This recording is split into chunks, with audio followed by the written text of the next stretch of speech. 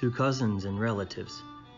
In camp near Murfreesboro, Tennessee, January 19th, 1863. Much respected friends, I have lately received a letter from Mother, and by it I learned that Addie has written to me and has not gotten any answer. I have written, but I see that you have not received mine either. I have not heard from you for some time, but I am very anxious to hear. I suppose the reason why our letters did not reach their destination is owing to the inconsistency of the mails, which have been captured several times by the guerrilla, Morgan, so this clears up the mystery. I am in hopes that you may get this.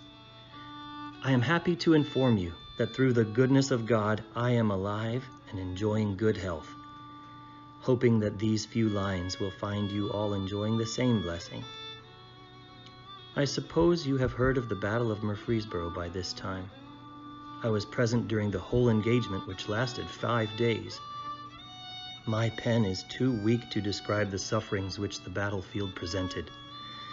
Just imagine what the effects of 5 days of hard fighting would amount to when every man is struck with the determination to kill. Our brigade was stationed on the right wing of the army. We were called into action on the 30th in the morning. The skirmishers were sent out about 70 rods ahead of the brigade. The colonel sent me with them to bring to him any word of the movements of the enemy. The bugle sounded the signal to go forward. We had not gone far when we were saluted with a volley of bullets buzzing around our ears. The brigade was soon up to us. The colonel ordered them forward. They rushed at the Rebs with such force that they broke and ran, our boys shooting them down as fast as they could. We were close upon them when a large force of the rebels, which had been secreted behind a fence, rose up and poured a deadly volley of bullets and grape upon us, proving fatal to quite a number of our brave boys. There was one regiment in our brigade which lost in about 10 minutes 130 killed and wounded, some missing. We fell back a few rods and held the grounds all night. The morning of the 31st is one to be remembered by a great many. At least I know it will be by me. I am forced to say that one of our generals did shamefully neglect his duty in not preparing his men for the attack. His men ought to have been up before daylight with their guns loaded and everything ready to defend themselves. Instead of this, some were cooking and some asleep, so when the enemy came upon them, they not being in readiness, broke and ran. This was a sad affair for our army to be in. I do not, nor does anyone else, lay the blame on the soldiers, but the general who was in command of them. They were stationed on our right and rear as support for our division, so when they gave away, that brought the rebels upon us in overwhelming force.